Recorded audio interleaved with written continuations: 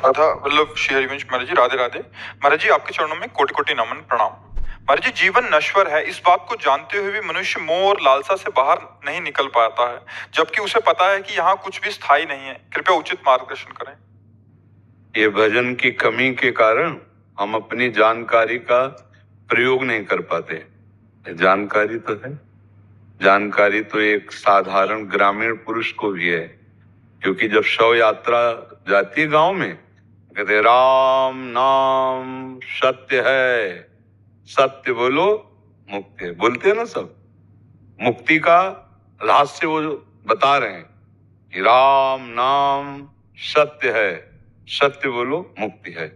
और जब स्मशान में जाते हैं, वहां बैठ करके एक दूसरे से चर्चा करते हैं कि यार सब नाशवान है, रो मत, सबकी यही गति होनी है। इतना ज्ञान तो काफी ज्ञान है भगवान की प्राप्ति के लिए। इतना ज्ञान तो बहुत बड़ा ज्ञान हो गया ना, कि सब नाशवान है, सब शरीरों की अंतिम गति यही है, सत्य है तो भगवान का नाम सत्य है, और उसी सत्य का स्मरण करने से मुक्ति है। लेकिन प्रयोग नहीं है, इसलिए इस ज्ञान का प्रयोग नहीं, क्योंकि भजन नहीं है।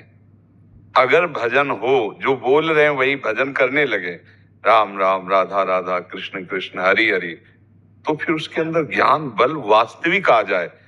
तो जैसे हम विष्ठा त्यागते हैं तो क्या अभिमान होता है क्या?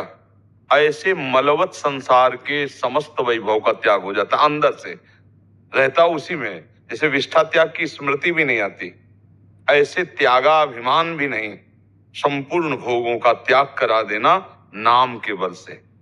नाम जब जपोगे तो उससे दो लाभ मिलते हैं। एक तो प्रगट में हमें सत्संग मिलेगा, जब नाम जपेंगे भगवान को पुकारेंगे तो सच्चे संतों का संग ये भगवान की कृपा से मिलता है। अब मोहि भाव भरोस हनुमंता, बिनु हरि कृपा मिले नहीं संता। संतों का समागम और संसार से वैराग्य, ये नाम प्रदान करता है। जितना नाम जप करोगे उतना ही उत्तम उत्तम महात्मा स्वप्न में आकर, जागृत में मिलकर आपको बल प्रदान करेंगे। संतों के पास जाने से पहला परिचय कि हम संत से मिल रहे हैं, हमारे हृदय में अपने दोषों के प्रति घृणा होने लगना। दूसरा, उनके देखने से एक अजीब शांति, अलौकिक। तीसरा, देखा पहली बार है लेकिन लग रहा है कि हम इनसे बहुत बार मिले हैं, हमें लग रहा है जैसे हमारे परिचय के हों ये, क्योंकि परिचय के भगवान है ना, और वो भगवान के परिचय में है, तो एक अपनापन होना। चौथी बात, भगवान की प्राप्ति के लिए उत्साह जागृत हो जाना। संतों का सबसे बड़ा चमत्कार क्या है? मन का परिवर्तन हो जाना। विषयी सांसारिक मन वो भगवान में लगने लगा, ये सबसे बड़ा चमत्कार।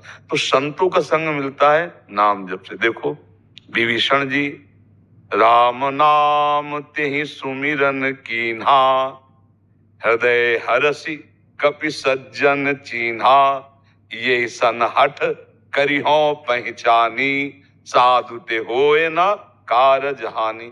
नाम ने ही हनुमान जी का दर्शन करवाया। जब उन्होंने राम राम जप रहे थे तो हनुमान जी फिर कि ये तो साधु है, इससे मिलने में कोई हानि नहीं लंका में, इसलिए मिले। तो जो भगवान का नाम जप करता है तो बड़े बड़े संत या तो आके उससे मिलते हैं या बड़े बड़े संतों के यहाँ पहुंचा दिया जाता है। और संत समागम जब होता है तब उसके अंदर विवेक जागृत होता है। बिनु सत्संग विवेक न होई, और राम कृपा बिनु सुलभ न सोई। भगवान की कृपा के बिना संत संग नहीं मिलता, और संत संग के बिना विवेक नहीं होता। और विवेक जब तक नहीं होता तो जानकारी है आपको, लेकिन प्रयोग नहीं कर सकते। वो विवेक बल है, नहीं तो नहीं। जो करना है वही होगा, जो नहीं करना वो नहीं है। उसको कहते हैं जितेंद्रिय मनोनिग्रही, शास्त्र की भाषा में। इंद्रियों को अधीन किए, मन को अधीन किए कौन? विवेक। संत समागम और नाम जप, इन दो से बात बनती है। दोनों भगवान की कृपा आपके ऊपर है। संत समागम भी मिल रहा है और नाम का भी परिचय जानते हो। अब जप बढ़ाओ, अंदर ही अंदर, अंदर ही अंदर नाम बढ़ाओ, जो संपत्ति चाहोगे मिल जाएगी। देखो विभीषण जी की हालत, लात मार के निकाल दिया। भगवान की शरण का प्रभाव, जो संपदा शिव रावण दीन दिए दसमाथ, सोई संपदा विभीषण सकुच दील रघुनाथ। देखो भगवान सकुच लंकाधिपति बना दिया। जिस लंका से निकाले गए थे लात मार के, उसी लंका का स्वामी जाते ही बना दिया, नहीं बना दिया। भगवान की शरण में सब सुख शांति है, बस जीव ये समझ पावे। और ये समझ आएगी सत्संग और नाम जप से। साधन को हरि भजन है, कै सत्संग सहाय। जब संत संग करोगे और नाम जप करोगे तब तुम्हारा ज्ञान पवित्र होगा। ज्ञान वही जो प्रयोग में आ सके, प्रयोग में ना आया तो बकवास ही है। अब हम तुम्हें उपदेश करें, हमारे आचरण गंदे हों तो उपदेश किस बात का? भाई हमें जो ज्ञान है उसको जो अनुभव किया उस पर चले तब तो बात बनी, नहीं तो जानकारी का मतलब क्या है? जैसे हम बहुत बढ़िया 56 प्रकार के भोग बनाने की प्रक्रिया जानते हैं लेकिन खाया कभी नहीं, तो फायदा क्या हुआ प्रक्रिया जानने से? पहले प्रक्रिया जाना और पहले खाओ, खा के पचाओ, उसका स्वाद समझो, फिर प्रवचन करो तो अपने आप रंग आ जाएगा। तो हम लोग ज्ञान तो बहुत जानते हैं, ऐसा नहीं कोई ना जानता हो। आप किसी के पास बैठ जाओ प्रणाम करके, बढ़िया ज्ञान आपको दे देगा। पर उपदेश कुशल बहु तेरे, लेकिन आचरण में उतारना ये कठिन बात है। तो जो आचरण में उतार ले सो ज्ञानी, और जो आचरण में नहीं उतारा तो अज्ञानी ही है। ज्ञान की बात करते हुए वो ज्ञानी नहीं है।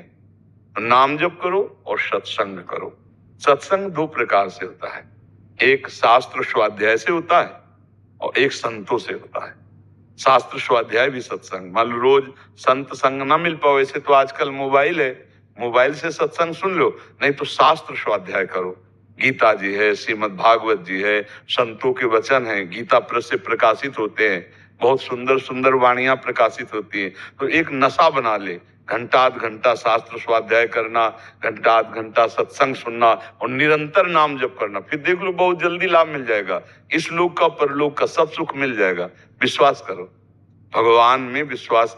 भगवान जो सब रचा है ना, पलक झपकते ही भ्रकुटी विलास सृष्टि लय हुई। सृष्टि की रचना और सृष्टि का संहार, भ्रकुटी के संचालन निमिष मात्र में वो भगवान है।